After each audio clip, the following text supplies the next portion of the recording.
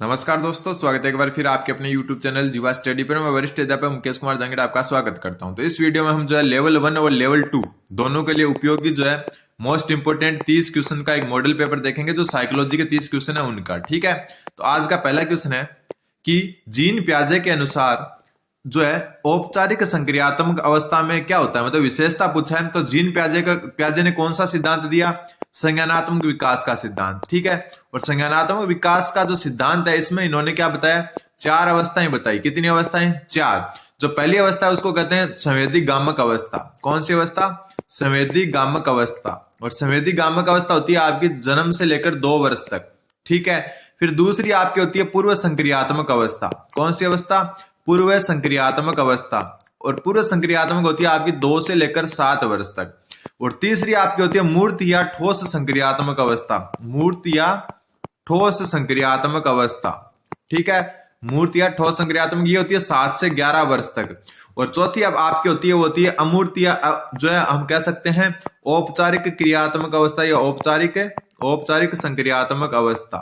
औपचारिक संक्रियात्मक अवस्था, और ये होती है 11 प्लस वर्ष में। ठीक है, 11 से 13 भी मान सकते हो। तो ये 4 अवस्थाएं होती है। इसमें बात हो रही है औपचारिक संक्रियात्मक यानी कि चौथी अवस्था की।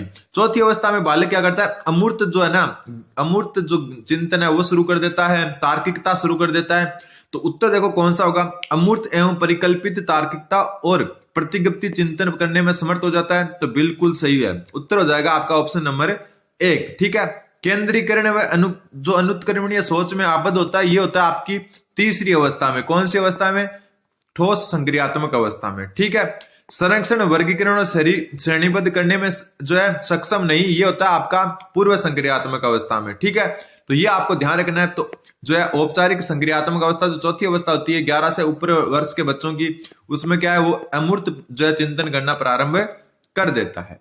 क्वेश्चन नंबर 2, दूसरा क्वेश्चन बोल रहा है कि लिखते समय किसी बालक द्वारा पेन या पेंसिल को पकड़ने के लिए उंगलियों के उपयोग से पूरे हाथ का प्रयोग विकास के किस सिद्धांत को निरूपित करता है? आपने देखा होगा एक छोटा बच्चा होता है ना, उसको अगर आप पेंसिल पकड़ाओगे या आपके हाथ की उंगली पकड़ाओगे तो पूरा हथेली से पकड़ता है। किससे पकड़ता है? हथेली से पकड़ता है। पहले पूरे हाथ का प्रयोग कर रहा है और धीरे धीरे आप वो पेन या पेंसिल जो बड़ा होता रहता है तो एक एज ऐसी आती है कि वो दो जो है ना अपन जैसे पकड़ते हैं वो क्या है? उंगलियों से पकड़ने लग जाता है। किससे? उंगलियों से पकड़ने लग जाता है। तो ये जो है ये कौन सा सिद्धांत है? तो ये सिद्धांत है आपका ऑप्शन नंबर जो है सी।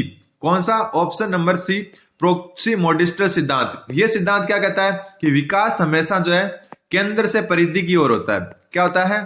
केंद्र से परिधि की ओर होता है। केंद्र से परिधि की ओर होता है। कई बार उदाहरण ये आ सकता है आपके सामने कि एक जो है बालक है वो पहले क्या करता है? पूरी हथेली से किसी पेन को पकड़ता है, किसी चीज को पकड़ता है, बाद में वो उंगलियों के इस्तेमाल से पकड़ने लग जाता है। तो ये होता है आपका प्रोक्सीमोडिस्टल जो है प्रगति या प्रोक्सीमोडिस्टल विकास। इसमें जो है कहते हैं कि केंद्र से परिधि की ओर होता है विकास। मतलब पहले जो है विकास अंदर होता है, बड़े स्तर पर होता है, फिर धीरे धीरे धीरे क्या हो जाता है? सूक्ष्म होता जाता है। स्थूल से सूक्ष्म भी कह सकते हो इसको। क्या कह सकते हो? स्थूल से सूक्ष्म की ओर होता है। मतलब पहले पूरे हाथ का प्रयोग कर रहा था, बाद में उंगलियों का प्रयोग करने लग गया, मतलब प्रोक्सीमोडिस्टल प्रगति। फिर होता है एक सिपोकोडल प्रगति या सिपोकोडल विकास। ये कहते हैं कि विकास की जो दिशा होती है वो सिर से पैर की तरफ होती है। कहां से? सिर से पैर की तरफ होती है। ये बात कौन कहता है? सिफेलोकोडल प्रगति या सिफेलोकोडल विकास कहता है। तो ये दोनों चीजें आपको ध्यान रखना है। ध्यान रखना कि कोई बालक पेन या पेंसिल को पकड़ने के लिए उंगलियों का प्रयोग करने से पहले पूरे हाथ का प्रयोग करता है। मतलब विकास स्थूल से सूक्ष्म की ओर, केंद्र से परिधि की ओर चला गया। तो उत्तर हो जाएगा प्रोक्सीमोडिस्टल। ठीक है, सिफेलोकोडल कब होगा? जब सिर से पैर की तरफ होता है विकास, तब। क्वेश्चन नंबर 3, तीसरा क्वेश्चन बोल रहा है यूरी ब्रोनफेन-ब्रेनर के जो मतानुसार सामाजिक प्रथाएं और सांस्कृतिक मूल्य बाल्य के किस पारिस्थितिक तंत्र के उदाहरण है? तो यूरी जो ब्रोनफेन-ब्रेनर है उनका सिद्धांत है पारिस्थितिकी तंत्र सिद्धांत। ठीक है, सिद्धांत का नाम ध्यान रखना। यूरी जो ब्रोनफेन-ब्रेनर है उनके सिद्धांत का नाम है पारिस्थितिक तंत्र सिद्धांत। इन्होंने देखो जो है 5 पूरी अवस्थाएं बताई। 5वां अवस्था में बता देता हूं थोड़ा सा ऊपर करके। 5 अवस्थाएं कौन कौन सी है? सबसे पहले जो है इन्होंने बताया लघु मंडल। लघु मंडल में आता है आपका परिवार, ठीक है, माता पिता। ध्यान रख लेना, एक क्वेश्चन यहां से लगभग आता ही है। परिवार, माता पिता, अध्यापक व विद्यालय, ये आता है। अध्यापक, मित्र, दोस्त होते हैं ना वो, और विद्यालय, ये सब आते हैं आपके लघु मंडल में। पहला मंडल होता है, 5 मंडल बताए थे इन्होंने। मध्य मंडल में क्या आता है, जो आपका लघु मंडल है उसकी अंतःक्रिया, लघु मंडल की अंतःक्रिया आती है मध्य मंडल में। लघु मंडल की अंतःक्रिया, अंतःक्रिया का मतलब क्या हो गया, लघु मंडल की अंतःक्रिया मतलब जो है आपका मान लो कि जो है परिवार जो है ना, परिवार का अध्यापक से संबंध, परिवार का अध्यापक से संबंध या माता पिता का अध्यापक से जो संबंध होता है वो आता है आपका मध्य मंडल में। ठीक है, उसके बाद में आपका आता है बाह्य मंडल। ठीक है, और बाह्य मंडल में क्या आता है, बाह्य मंडल में आता है माता पिता का कार्य क्षेत्र, माता पिता का कार्य क्षेत्र आता है इसमें, माता पिता का कार्य क्षेत्र आता है। और माता पिता का अगर स्थानांतरण होता है वो भी इसी में आता है, माता पिता का स्थानांतरण। ठीक है, फिर आता है आपका वृहत मंडल। वृहत मंडल में आता है आपका जो है सामाजिक प्रथाएं एवं सांस्कृतिक मूल्य। ध्यान रखना इंपॉर्टेंट बनता है कि सामाजिक प्रथाएं और सांस्कृतिक मूल्य किसमें आते हैं, आपके वृहत मंडल में। फिर होता है कि घटना मंडल, कौन सा मंडल लास्ट होता है, घटना मंडल, पांचवा जो ऑप्शन में नहीं है। इसमें क्या आता है, इसमें आता है माता पिता का तलाक, माता पिता का तलाक और आर्थिक आघात, ये आते हैं घटना मंडल में। आर्थिक आघात, अगर हम आर्थिक रूप से जो आघात पहुंचता अपने को वो, तो ध्यान रखना यूरी ब्रॉन फ्रेंड बेरनर का सिद्धांत है पारिस्थितिकी तंत्र सिद्धांत, उसमें जो है इन्होंने 5 मंडल बताए। लघु मंडल में इन्होंने बोला कि परिवार जो है माता पिता और जो अध्यापक मित्र और विद्यालय आते हैं जिनसे क्या है बालक सीधा संपर्क में रहता है। ठीक है, मध्य मंडल में आता है लघु मंडल की अंतःक्रिया, मतलब जो लघु मंडल के जो अवयव हैं वो आपस में अंतःक्रिया करते हैं, जैसे परिवार या माता पिता का अध्यापक से संबंध, वो आता है आपका जो है मध्य मंडल में। फिर है बाह्य मंडल, बाह्य मंडल में आता है माता पिता का कार्य क्षेत्र और स्थानांतरण। ठीक है, फिर आता है आपका वृहत मंडल, वृहत मंडल में आपका आता है सामाजिक प्रथाएं और सांस्कृतिक मूल्य, तो इसका उत्तर तो डी हो गया। फिर आता है आपका घटना मंडल, घटना मंडल में आता है माता पिता का तलाक और आर्थिक आघात। एक क्वेश्चन यहां से पक्का आता है तो नोट जरूर कर लेना। अगला question, question number 4 number question बोल रहा है कि निम्न में से कौन सी विशेषता प्रतिभाशाली बालक की है। तो प्रतिभाशाली बालक की विशेषता देखो, धारा प्रवाह में पढ़ने में कमी, तो ये तो हो नहीं सकती क्योंकि कमी तो होती नहीं है। फिर मौलिक समाधानों के बारे में सोचने की क्षमता, तो ये जो सृजनात्मक बालक की विशेषता है, कि कौन से बालक की, सृजनात्मक बालक की विशेषता, तो ये भी जो है प्रतिभाशाली बालक की नहीं है। फिर आसानी से विचलित होने की आदत, तो प्रतिभाशाली बालक आसानी से विचलित नहीं होते, तो उत्तर क्या हो जाएगा, ऑप्शन नंबर डी। शीघ्रता से व स्वतंत्र रूप से सीखने की योग्यता होती है प्रतिभाशाली बालक में, तो उत्तर हो जाएगा ऑप्शन नंबर डी। बी भी उत्तर लग रहा है, लेकिन ये जो मौलिकता होती है वो सृजनात्मक बालक में होती है, ना कि प्रतिभाशाली बालक में। प्रतिभाशाली बालक अलग होता है, सृजनात्मक बालक अलग होता है। अगला क्वेश्चन, क्वेश्चन नंबर 5, पांचवा क्वेश्चन बोल रहा है कि कोहलबर्ग के अनुसार नैतिक विकास की ऐसी अवस्था जिसमें कोई व्यक्ति अपनी नैतिकता को वर्तमान में प्रचलित सामाजिक मानदंडों और नियमों के अनुरूप आंकता है। नैतिकता का ये कौन सा स्तर है, तो देखो जो कोहलबर्ग है उनका जो नैतिक विकास का सिद्धांत है, इसमें इन्होंने 3 स्तर और 6 अवस्थाएं बताई। कितनी अवस्थाएं, 6, प्रत्येक में 2 अवस्था। जो इनका पहला स्तर है पूर्व परंपरागत स्तर। ठीक है, पूर्व परंपरागत स्तर है, इसमें जो है आपके पूर्व जो है परंपरागत स्तर में सबसे पहले तो यहां पर जो है ना 1 नंबर तो होता है ना, 1 मिनट, जो इसमें जो है ना 3 स्तर का एक पूर्व परंपरागत स्तर है। इसमें क्या होता है, सबसे पहले होती है दंड व आज्ञाकारिता की अवस्था। दंड व आज्ञाकारिता मतलब कोई भी बच्चा ना कोई काम इसलिए करता है कि उसको मतलब जो है सजा से बचना होता है, कि तेरे को मार पड़ेगी वरना होमवर्क कर ले, तब वो क्या करता है, दंड व आज्ञाकारिता की अवस्था में होता है। दूसरी अवस्था होती है यांत्रिक सापेक्षता। कौन सी, यांत्रिक सापेक्षता। यांत्रिक सापेक्षता में क्या होता है, यांत्रिक सापेक्षता में होता है कि बालक कोई भी कार्य इसलिए करता है कि उसको बदले में कुछ मिलेगा। मान लो कि आप एक छोटे बच्चे को दुकान भेज रहे हो और 5 रुपए उसको एक्स्ट्रा दे रहे हो कि ये ला तू भी चीज खा लेना, तो वो होती है यांत्रिक सापेक्षता की अवस्था, जिसमें बच्चा क्या करता है कि अपने लाभ के लिए ही कोई कार्य करता है वरना नहीं करता। फिर आती है परंपरागत स्तर। परंपरागत स्तर की 2 अवस्था में पहले है उत्तम लड़का लड़की अवस्था। उत्तम लड़का लड़की अवस्था। उत्तम लड़का लड़की अवस्था में क्या हो गया कि जो एक बालक होता है वो क्या करता है, अपनी जो है ना खुद की जो है ना बढ़ाई करने में, खुद की जो है मतलब ऐसे बहुत बड़ी मतलब ऐसे समझता है कि मेरा सम्मान हो, समाज में मेरा नाम हो। तो अब जैसे कोई बालक को एक सर क्या बोलते हैं, वेरी गुड, तो वो क्या होता है पूरे दिन ऐसे खुश खुश रहता है कि यार सर ने मेरे को वेरी गुड बोला, तो वो होता है उत्तम लड़का लड़की की अवस्था। फिर होता है इसकी दूसरी अवस्था सामाजिक कर्म संपोषित। सामाजिक कर्म संपोषित। सामाजिक कर्म संपोषित। तो ये जो सामाजिक कर्म संपोषित होती है, ये क्या कहता है कि जो नैतिक विकास की इस अवस्था में क्या होता है कि जो व्यक्ति होता है वो अपनी नैतिकता को जो वर्तमान में प्रचलित सामाजिक मापदंड है ना, सामाजिक मापदंड उनके अनुसार चलता है, सामाजिक नियमों के अनुसार चलता है। तो अपने को यही पूछा है कि देखो प्रचलित सामाजिक मानदंडों और नियमों के अनुरूप आंकता है, तो ये किस में आंकता है? सामाजिक कर्म संपोषित में। और ये किसका भाग है? आपका पूर्व परंपरागत का। तो उत्तर क्या हो जाएगा आपका? Option number 2। वैसे देखो इसको सिर्फ रिवीजन के तौर पर ले इस क्लास को आप, क्यों? क्योंकि आप जो है पहले पढ़ चुके हो, फिर मैं आपको पढ़ा रहा हूं, ये मानकर चले आप। फिर क्वेश्चन नंबर 6, छठा क्वेश्चन बोल रहा है कि निम्नलिखित में से एक मुख्य प्रक्रिया नहीं है जिसके द्वारा अर्थपूर्ण अधिगम घटित होता है। मतलब अधिगम के लिए कौन सी एक अर्थपूर्ण प्रक्रिया नहीं पूछा है। पुनरावृत्ति व अभ्यास, बिल्कुल बार बार रिपीट करोगे, अभ्यास करोगे तो अधिगम अच्छा होगा, तो बिल्कुल सही है। निर्देश व संचालन, बिल्कुल अधिगम के लिए आपको अच्छे निर्देश मिलने चाहिए और संचालन भी अच्छे से होना चाहिए। फिर पारस्परिक विचार विमर्श व अन्वेषण, यानी अन्वेषण मतलब इन्वेस्टिगेशन। तो आप ये कर सकते हो कि ये जो है पारस्परिक जो विचार करोगे उससे भी अधिगम सुदृढ़ होगा। तथ्यों को रटना व कंठस्थ करना, तो ये अधिगम के विपरीत बात है। तो उत्तर क्या हो जाएगा? ऑप्शन नंबर डी, क्योंकि नहीं पूछा था तो उत्तर हो जाएगा ऑप्शन नंबर डी। अगला क्वेश्चन, क्वेश्चन नंबर 7, सातवां क्वेश्चन बोल रहा है निम्नलिखित कथनों में से असत्य कथन का चयन करें। सबसे पहले, मानव जीवन का आरंभ मूलतः एक कोष युग्मनज से गठित होता है।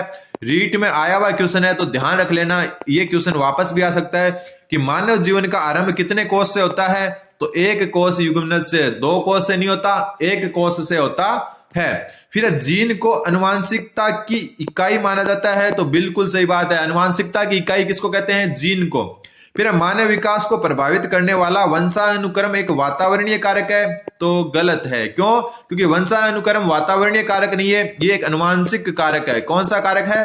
अनुवांशिक कारक। वातावरणीय कारक कौन से होते हैं? अपना रहन सहन, ठीक है, रहन सहन, जो अपन जो है बाहर जो है अपन मतलब बोलचाल, भौगोलिक स्थितियां, ये सब वातावरणीय कारक होते हैं। वंशानुक्रम वातावरणीय कारक नहीं है, ये एक अनुवांशिक कारक का है। तो उत्तर सी हो जाएगा, क्योंकि असत्य पूछा था, ठीक है। और मेंडल को अनुवांशिक का जनक कहा जाता है, तो ये भी सही है। उत्तर हो जाएगा ऑप्शन नंबर सी। अगला क्वेश्चन, क्वेश्चन नंबर 8, आठवां क्वेश्चन बोल रहा है एरिक्सन के मनोसामाजिक सिद्धांत, एरिक्सन के मनोसामाजिक सिद्धांत की कौन सी अवस्था में पहल बनाम अपराध बोध का संबंध विकास की किस अवस्था से माना जाता है? तो देखो पहल बनाम अपराध बोध है, ये तीसरी अवस्था है, थर्ड अवस्था है एरिक्सन की, ठीक है। सारी की सारी अवस्था आपको पता होना चाहिए। तो पहल बनाम अपराध बोध तीसरी अवस्था है, और ये अवस्था जो होती है ये जो आपका 3 से लेकर 6 वर्ष के बालक में पाई जाती है। कौन से बालक में? 3 से 6 वर्ष के बालक में। और 3 से 6 वर्ष का बालक कौन सी अवस्था में होता है? तो पूर्व बाल्यावस्था में होता है। तो इंपॉर्टेंट बनता है, एज से आप पता लगा सकते हो, क्योंकि किशोरावस्था 11 से ज्यादा होती है, ठीक है, और उत्तर बाल्यावस्था 6 से 11 के बीच में होती है, शैशवावस्था 3 से कम होती है। तो उत्तर हो जाएगा आपका पूर्व बाल्य अवस्था। अगला क्वेश्चन, क्वेश्चन नंबर 9, क्वेश्चन 9 बोल रहा है अधिगम की विशेषता नहीं है। तो अधिगम की कौन सी विशेषता नहीं है? सबसे पहला, अधिगम में से व्यवहार में होने वाला अपेक्षाकृत स्थायी परिवर्तन होते हैं, तो बिल्कुल व्यवहार में स्थायी परिवर्तन ही अधिगम है, तो ये तो सही है। फिर अधिगम एक सतत और अर्जित प्रक्रिया है, बिल्कुल अधिगम हम अर्जित करते हैं, जन्मजात नहीं होता, तो ये भी बिल्कुल सही है। फिर अधिगम सदैव बाह्य दृष्टिगत होता है, बाह्य दृष्टिगत का मतलब बाहर से देखने पर पता चलता है, तो बिल्कुल ये गलत है। क्यों गलत है? क्योंकि हमेशा जरूरी नहीं है कि अधिगम बाहर से देखे। मान लो कि आपके व्यवहार में कुछ परिवर्तन हुआ है, आप थोड़े से जो है क्या हो चुके हो, अच्छे बन चुके हो, वो पहले बहुत खराब थे अब थोड़े अच्छे बन चुके हो, तो वो आपको जो है बाहर से देखने पर पता चले सदैव, ये जरूरी नहीं है। सदैव जरूरी नहीं है, देखने पे पता चल भी सकता है और नहीं भी, सदैव जरूरी नहीं है। तो गलत हो गया, और गलत ही पूछा था, तो ऑप्शन नंबर सी इसका सही उत्तर हो जाएगा, ठीक है। अधिगम में एक प्रकार का अनुभव सम्मिलित होता है, बिल्कुल अनुभव से ही क्या होता है? अधिगम होता है। तो सदैव बाह्य दृष्टिगत होना जरूरी नहीं है। अगला क्वेश्चन, क्वेश्चन नंबर 10, 10वां क्वेश्चन बोल रहा है रॉबर्ट गेने के अनुसार अधिगम का सर्वोच्च स्तर कौन सा है? तो देखो रॉबर्ट गेने ने दिया था सोपानिकी सिद्धांत। कौन सा सिद्धांत? सोपानिकी सिद्धांत। इसमें क्या होता है? ऐसे होता है, देखो बना ही देता हूं पूरा का पूरा। सबसे पहले होता है इसमें संकेत अधिगम। कौन सा अधिगम? संकेत अधिगम, ठीक है। दूसरा इसमें होता है उद्दीपन अनुक्रिया, उद्दीपन अनुक्रिया अधिगम, ठीक है।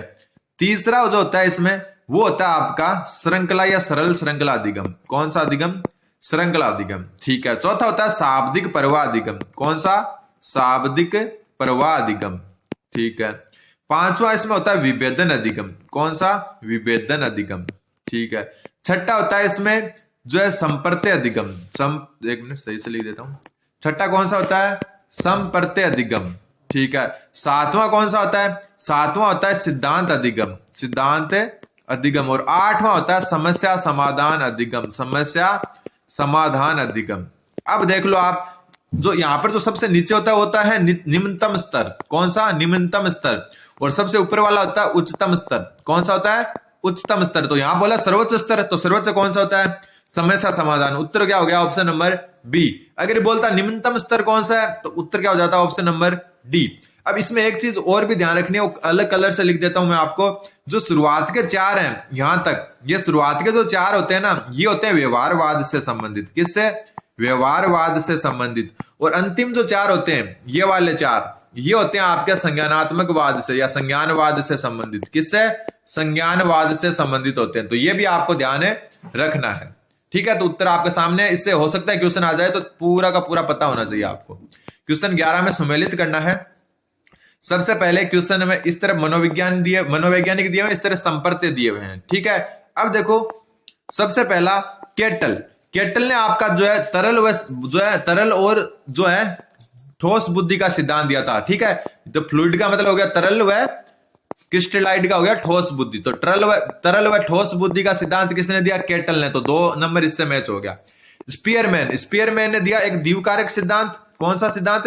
द्विकारक। और एक दिया त्रिकारक सिद्धांत, ठीक है, त्रिकारक। ये दोनों सिद्धांत किसने दिए? स्पीयरमैन है। द्विकारक सिद्धांत में 2 कारक बताए इन्होंने बुद्धि के, एक सामान्य बुद्धि और एक विशेष बुद्धि, ठीक है, सामान्य कारक और विशेष कारक। तो उत्तर क्या हो जाएगा? ऑप्शन नंबर 1, ठीक है। सामान्य कारक और विशेष कारक मतलब द्विकारक सिद्धांत है ये किसने दिया? स्पीयरमैन है। तो केटल का फ्लूइड एवं क्रिस्टलाइट बुद्धि, जिसको कहते हैं तरल व ठोस बुद्धि। गार्डनर ने दिया बहुबुद्धि सिद्धांत। कौन सा सिद्धांत है? बहुबुद्धि सिद्धांत गार्डनर ने दिया। फिर आता है स्टर्नबर्ग ने दिया आपका बुद्धि का ट्राई आर्किक, या हम कह सकते हैं त्रितंत्रीय सिद्धांत। कौन सा? त्रितंत्रीय सिद्धांत किसने दिया बुद्धि का? तो बुद्धि का त्रितंत्रीय सिद्धांत दिया आपका जो है स्टर्नबर्ग ने। तो ये आपका जो है सुमेलित हो गया। वापस देखो, केटल 2 नंबर, स्पीयरमैन 1 नंबर, गार्डनर 4 नंबर और स्टर्नबर्ग 3 नंबर। अगला क्वेश्चन नंबर 12वां क्वेश्चन बोल रहा है कि निम्नलिखित में से कौन सा एक डिस्प्रेक्सिया के लक्षणों में से एक है? तो देखो डिस्प्रेक्सिया जो होता है ना, उसके लक्षणों में से एक कौन सा है? तो डिस्प्रेक्सिया होता है कि एक जो कलम यानी कि पेन होता है, कलम यानी पेन को पकड़ने और लिखने में जो समस्या होती है ना, उसको कहते हैं डिस्प्रेक्सिया। तो उत्तर हो जाएगा आपका ऑप्शन नंबर सी। वर्तनी समझने में जो समस्या होती है उसको कहते हैं डिसलेक्सिया कहते हैं, ठीक है। और गणितीय गणना में समस्या होती है उसको कहते हैं डिसकैलकुलिया, ठीक। एक होता है आपका डिसग्राफिया। और डिसग्राफिया क्या होता है? लिखने में परेशानी। और एक बात मैं क्लियर कर दूं, सेकंड ग्रेड जो जीके का पेपर हुआ था उसमें मेरी खुद जो क्लासेज है जीवा स्टडी की अपनी क्लासेज, उसमें से 30 से भी ज्यादा क्वेश्चन आए थे। तो ध्यान रखना, अच्छे से आप रिवाइज करते रहना। अगला क्वेश्चन नंबर 13वां क्वेश्चन बोल रहा है, थोड़ा सा जो है सही कर देता हूं मैं। क्वेश्चन नंबर 13वां क्वेश्चन बोल रहा है, एक 17 वर्ष की महिला समान परिस्थितियों में अधिकांश लोगों द्वारा खाए गए भोजन से अधिक और बेहिसाब मात्रा में भोजन करती रहती है। उसके बाद वह प्राय सप्ताह में 3 से 4 बार उल्टियां कर देती है। तो वह यह महसूस करती है कि इस पर नियंत्रण नहीं है। इसकी शारीरिक जांच के परिणाम सामान्य और वजन भी सामान्य है। अधिक संभावना है कि वह निम्नलिखित में से किससे ग्रसित है? तो एक बात ध्यान रखना आप कि जो एक अगर 17 वर्ष की महिला समान परिस्थितियों में अधिकांश लोगों द्वारा खाए गए भोजन से अधिक या बेहिसाब खाती है, मतलब खुद को जो वजन बढ़ाने के चक्कर में बहुत ज्यादा खाती है और फिर उल्टियां करती है, तो बहुत ज्यादा खाने से आदमी क्या हो जाता है? मोटा हो जाता है। तो मोटा मतलब बुल क्या होता है? इसको याद रख लेना आप। उत्तर इसका बुलिमिया नर्वोसा है, ठीक है, बुलिमिया नर्वोसा, ठीक है, नर्वोसा नहीं है, नर्वोसा, ठीक है। तो इसका उत्तर है बुलिमिया नर्वोसा। तो बुलिमिया नर्वोसा क्या होता है? बुल मतलब क्या होता है? बेल, और बेल क्या होता है? मोटा होता है। तो वैसे याद रखना ना, अधिक भोजन जो है ना, बेहिसाब भोजन की मात्रा खाना मतलब बुलिमिया। बुल मतलब बेल से मोटा, तो बुलिमिया नर्वोसा, ये इसका सही उत्तर हो जाएगा। तो ध्यान रखना। अगला क्वेश्चन नंबर 14 क्वेश्चन वापस वो सम्मिलित करना है। ये अच्छा क्वेश्चन है, याद रख लेना, नोट कर लेना। सबसे पहले हम बात करें कि प्रेक्षण अधिगम, जिसको कहते हैं सामाजिक अधिगम। कौन सा अधिगम? सामाजिक अधिगम, ये दिया आपका बांडुरा ने, एल्बर्ट बांडुरा ने, और इसमें इन्होंने मॉडल या प्रतिमान जो है ना, मॉडल या प्रतिमान का सिद्धांत भी दिया, मॉडल या प्रतिमान। ठीक है। संज्ञानात्मक मानचित्रण, संज्ञानात्मक जो मानचित्रण है आपका वो दिया आपका, देख लो मोस्ट इंपोर्टेंट है, स्किनर ने। अच्छा क्वेश्चन है, संज्ञानात्मक मानचित्रण किसने दिया? स्किनर ने दिया। ठीक है। विभिन्न उद्दीपकों का साचर्य, तो उद्दीपन साचर्य नियम, तो ये तो आपको पता है, ये पावलोव ने दिया। ठीक है। फिर अधिगम संज्ञानात्मक विकास की ओर ले जाता है, अधिगम संज्ञानात्मक विकास की ओर ले जाता है, ये बात कही वाइगोत्स्की ने, तो ध्यान रख लेना। अच्छा क्वेश्चन है, वापस देख लो। प्रेक्षण अधिगम जो है बांडुरा ने दिया, जिसको सामाजिक अधिगम भी कहते हैं, ये मॉडल या प्रतिमान पर आधारित है। संज्ञानात्मक मानचित्रण जो है आपका स्किनर ने दिया। विभिन्न उद्दीपकों का साचर्य जो है वो दिया पावलोव ने, और अधिक संज्ञानात्मक विकास की ओर ले जाता है, अधिगम संज्ञानात्मक विकास की ओर ले जाता है, ये बात कही वाइगोत्स्की ने। अगला क्वेश्चन और आज का लास्ट क्वेश्चन, अगले 15 क्वेश्चन हम आज ही शाम को जो है क्लास में देखेंगे। अगला क्वेश्चन है, निम्नलिखित में से, थोड़ा सा बड़ा कर लेता हूं इस क्वेश्चन को। अगला क्वेश्चन है, निम्नलिखित में से कौन सा एक सृजनात्मक चिंतन को प्रोत्साहित करने का सही तरीका नहीं है?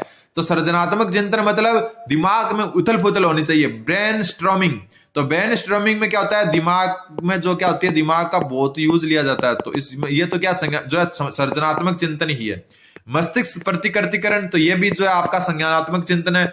डायरी रखना या डायरी लिखना होगा यहाँ पर। ठीक है। डायरी में आप अपने जो विचार रखते हो, तो ये भी एक सृजनात्मक चिंतन है। लेकिन धन का प्रस्ताव रखना, ये किसी भी प्रकार से जो है क्या नहीं है, सृजनात्मक नहीं है। तो उत्तर क्या हो जाएगा आपका, ऑप्शन नंबर डी।